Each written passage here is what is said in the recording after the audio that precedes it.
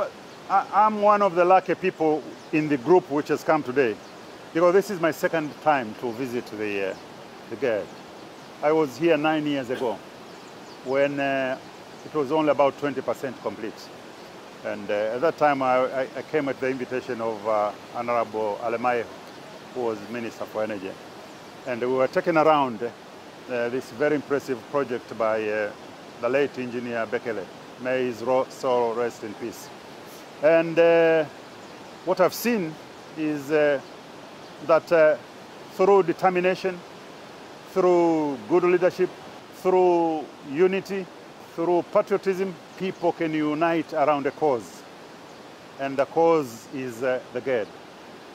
And without the unity of the people of Ethiopia, I think the project would be a non-starter. Now, the impression I have, it is an important project not only for Ethiopia, but for Africa, for regional integration to the Nile, within the Nile Basin. Why? Let me start with the water that flows to the Mediterranean. We are standing at the source, more or less, if you like. Yeah. From the dam, the water flows from my left and from my back.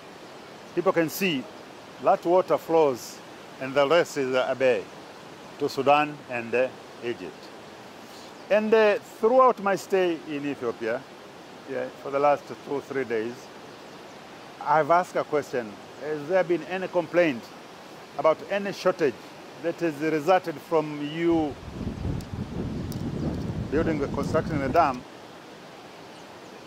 delaying the supply or making a shortage of supply of water? They say no way. So this dam is actually for the benefit of Sudan and Egypt. I mean, whatever politics is said behind this dam, dams of this kind are dams which should have been built, but they benefit the down riparian countries in terms of being the storage for them, the storage which wouldn't be available in the lowlands. And this is a storage really for Ethiopia, for Sudan and for Egypt. That's very basic. And second, the energy that will come out of it is for the benefit of Sudan, Egypt, as well as East African countries. And soon we'll establish the East African power pool. And the largest source of power within the East African power pool will be the GERD. So it's a project of importance not only to the lower riparians, to Ethiopia itself, but to the entire region of Eastern Africa. Let me add that to have a project of this magnitude, as I said before, it needs determination. And that's where we need to learn. How did Ethiopia mobilize its people around such a major project without having borrowed a single cent from the lenders, or from the World Bank, from the European Investment Bank, or from the European Union, or Italy, Germany, or whoever? If it can be done here, I'm sure it can be done elsewhere in Africa, but it needs good leadership and good determination and patriotism.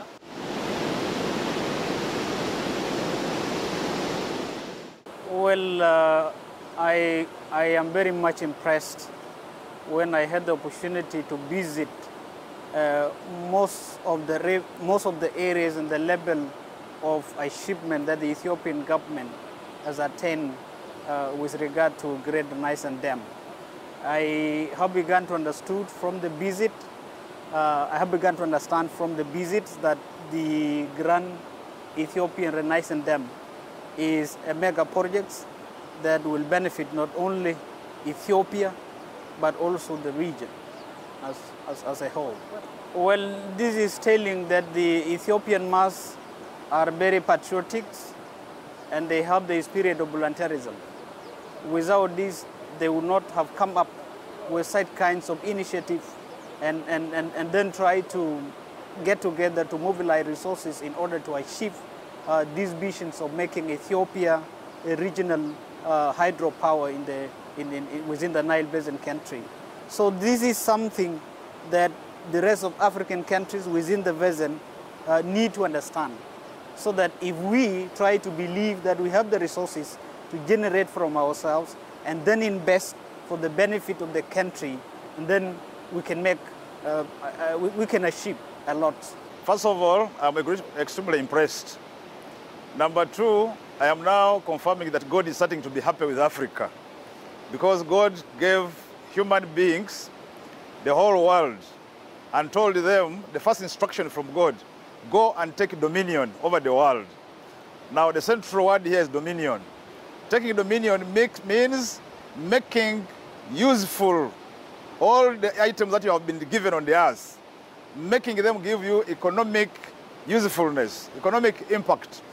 But for centuries, Africans have been sleeping and only watching the water moving without making any benefit out of it. So God has been annoyed. So I'm here to confirm that now God is going to become happy with Africans. I'm not surprised that this has happened from Ethiopia, because from our political history, the whole of Africa by 1900 had been colonized except Ethiopia. Now, the rest of African countries went into war to liberate themselves from the imperialists. Now, I'm very happy that the economic liberation has also begun from Ethiopia. This is what we mean by economic liberation. Economic liberation means standing alone and stop the dependency syndrome. So I'm very happy the people who resisted colonialism have now told the rest of Africa that you can actually stand alone, and therefore manifested economic independence. So the rest of Africa should pick now from here that we can actually survive. God has put us somewhere. We can work on our own. We can mobilize resources and put these project like this one. Now this is a grand project. The only thing I'm complaining is that the name is called Grand Ethiopian Renaissance Dam. How I wish it is called Grand African Renaissance Dam. That makes a lot of impact, because this is not only for Ethiopia, it's benefiting the whole of Africa. And now with the plan of African Union to come up with a power pool in order to develop the rest of Africa, this is the groundbreaking project for Africa.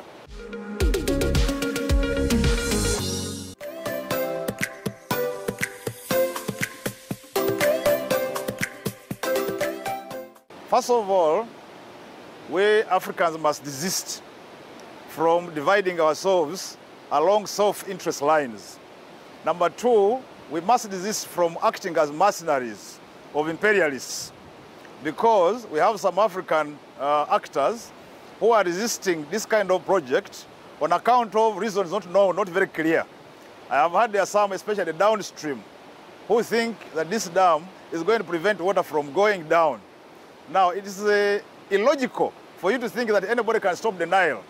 The science here is to get the water where it is flowing, just channel it such that you can make economic sense, benefit out of it, and then release it to flow the way it is flowing. Number two, Africa is full of disasters, some of which come out of nature. We have had many cases in Sudan, floods whenever it rains. This project is going to act as a regulator, that whenever there is a lot of rain, whenever there is a lot of water accumulated, this dam will help us regulate the flooding down in Sudan and the lower riparian countries. So I think in terms of geopolitics, we need to separate politics from economic development. Number two, we need to promote Pan-Africanism. Pan-Africanism. Africans should rally behind each other to harness resources which are going to be shared for prosperity of Africa. So therefore the theme of this project is prosperity for all. Well, we're here to testify, really, to see for ourselves the great progress that has been made by the people of Ethiopia in constructing the GERD. I mean, the GERD is a reality. And whatever proceeds from here in terms of negotiations will be about a project that is a reality. And I think that makes a lot of sense in politics, and in the negotiations, because you are negotiating around not an imaginary project, but a project which is real. And furthermore, it's a project that has not, during its construction, caused any harm to downside or riparian countries. That is something that we need to learn. So the GERD should be a unifying factor in basin cooperation and should not divide us. That is a message that I can take. Well, indeed, these projects is going to impact positively on the region, because I have understood from the expert, from Ethiopian colleagues I have come to interact with, that this power plant is going to supply the region with hydroelectric power, which will transform the region into economic growth and development. And it will also promote integration and trade among the countries within the basin. Now, I don't agree that there are people who should look at the Nile as source of contention. This is a natural gift to all of us, and we have been born by this natural resource. And the only way we could work together is to make sure that we enhance our cooperation and bilateral relation on the use of these resources for the benefits of each and everyone.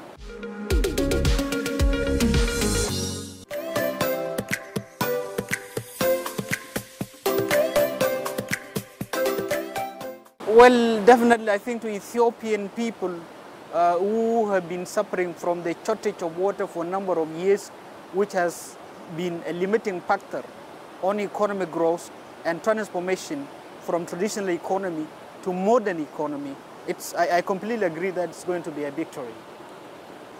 Well, I think Africans need to make sure that no one is going to come to make development for them. It is incumbent upon us as Africans to mobilize our own resources and invest in strategic areas that can be for our own benefit and welfare of our citizens. I'm very excited about that.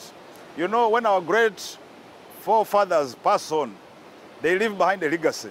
It's only logical that we carry on the legacies.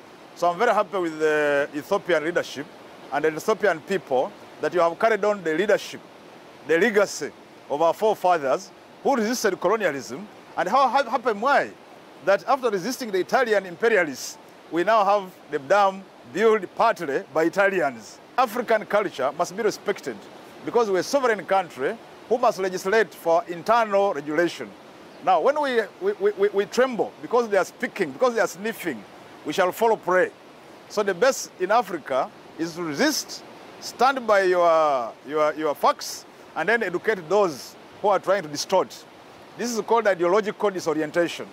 So Africans must be steadfast and ideologically follow the path of our forefathers, their good dream. There is no way Africa can develop without industrialization. There's no way Africa can get out of unemployment without industrialization. And there's no way we can get industrialization and therefore correct unemployment without electricity. Now, electricity made from hydro is God-given. That's why God created Ethiopia to be the highest point in Africa and gave it all the sources of water and gave it all the hills. So from this, we must harness these resources and make sure that we give the potential that God envisaged and then have it as a shared resource. I'm very happy also with the green strategy.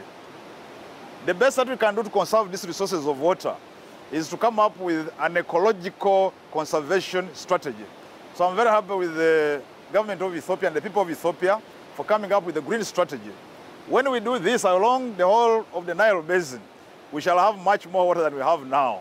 And this is a warning now to the ones who are downstream, the lower riparian, that as we conserve the environment and we do the green strategy, they should now prepare to receive more water. In order to avoid flooding, which is going to hurt humanity, they should be happy and now going to concentrating in projects which are going to consume that water, much more useful than just looking on it passing and having Europeans to come here and take pictures. So we want to tell the people who are against this project, I want to tell them that they had better mind their business. This is not business for UN Security Council. UN Security Council has a lot of business to do in Ukraine. They have a lot of business to do in Khartoum, in Somalia. This is development. And this is what is going to get Africa out of dependency. So I'd like to appeal to those who are taking this matter to UN Security Council to please direct your missiles appropriately. Number two, those who thought Africa will never come out of sleeping, Africa has now woken up. Now this is the end to your providing sleep to Africans. Sleeping pills, no more. Africa must now be on a trajectory for development. Dependency syndrome must stop. Thank you. Ethiopia has a deep tradition. Those of us who have studied and followed and read about Ethiopia know of Ethiopia as a land of determined, very proud people. And in history, the history of Africa, except for the short period of Italian invasion of Ethiopia, Ethiopia has been an independent and free country ever since it was created, from Abyssinia to Ethiopia. Determined we can do what China is doing, determined we can do what Europe is doing, determined we can do what Americans are doing. And I think but it's not an easy job or an easy path, because nobody wants us to progress. Yeah, because they want us to be creators of raw materials and to feed their industries and to receive their finished products forever and ever. That's a part of, so this GERD and similar projects about economic emancipation of people of, well, if you wanted to say color, then people of color. But let me finish by saying that as a professor of engineering, but as a professor, well, later became a minister. When I came to Addis first time to see this dam, I was interested to see how you were funding it. And as a professor, I was interested in the contribution of students in universities and colleges. Through lacking of breakfast or lunch, and the money accrued coming to build this dam. I was told of ordinary people contributing a goat. Those who didn't have a goat would contribute chicken. That's great mobilization. You know what? The GERD, it's a saying now that if Africa can create GERD, and if Africa can run Ethiopian Airlines, then we can be developed very soon.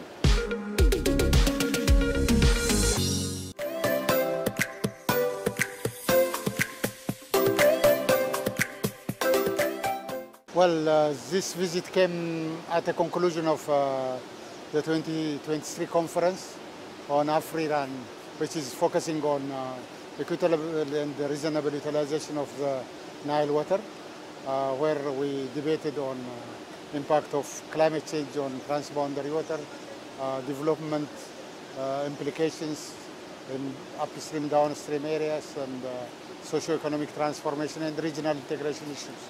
So at that conclusion, we came to the site with some of the ministers to show them what the Grand Ethiopia Renaissance Dam is all about. And it is very useful for these countries to come and see the reality on the ground.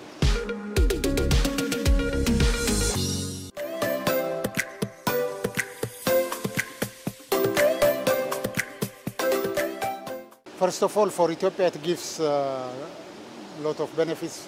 It's 5,150 megawatt or 15,760 gigawatt hour energy, very significant. Double the amount we have at the moment, more than double.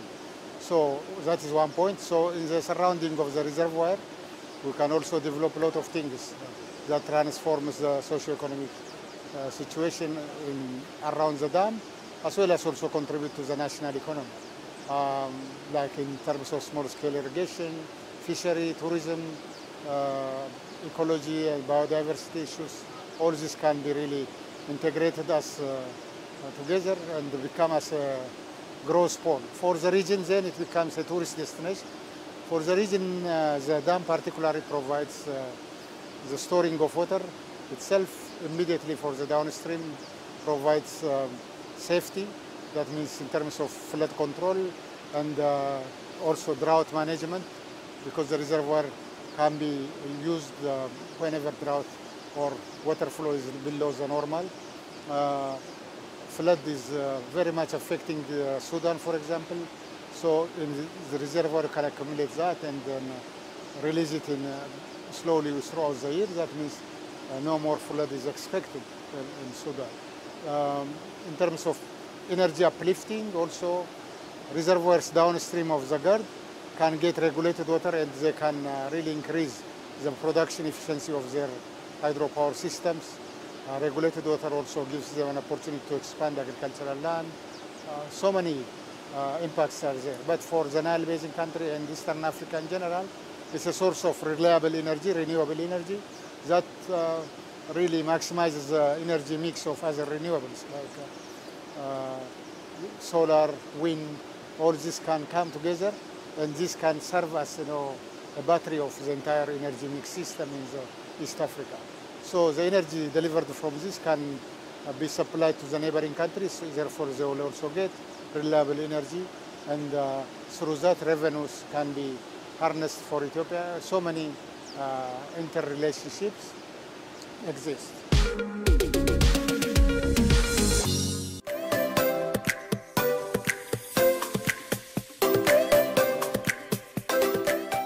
For other African countries, really this is an inspiration, I would say. This is the largest hydro dam in Africa.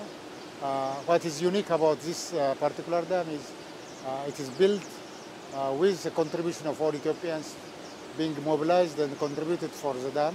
That is very crucial. It is also built under very significant pressure, considering as if it won't be successful, it will be a controversial dam and so on. We hear all this, but despite all those odds, the dam is a reality now. It's growing, almost near completion, about 92% now.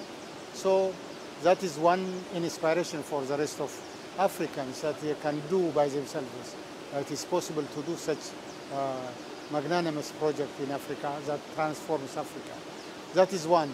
The second also for some of the technical people and even politicians to see how with this kind of infrastructure investment Africa could transform. This is really a very important message for the rest of Africa. Africa should utilize its natural resource, harness the natural resource to build its economy and create wealth. Now I'm talking about only poverty, food insecurity, blah, blah. So this can really change the thinking. So that is very important dimension as well. So it will also bring, a win-win for everyone. The truth about the dam could be revealed with this kind of visits and participation of important leadership in the basin. So when foreign ministers or water ministers come in the sea, they will get first-hand information about the truth. So this is built to benefit Ethiopia primarily, but also all the Nile Basin countries, because it produces energy. It doesn't harm anyone. It's very obvious hydropower doesn't consume water. Water flows continuously, but also in a regulated manner, so it maximizes the benefit to the other downstream countries. For example, Sudan can get up to 2.5 times the benefit Ethiopia gets from the dam. So as simple as that. So the hydropolitics is a different dimension, but the reality is also another one.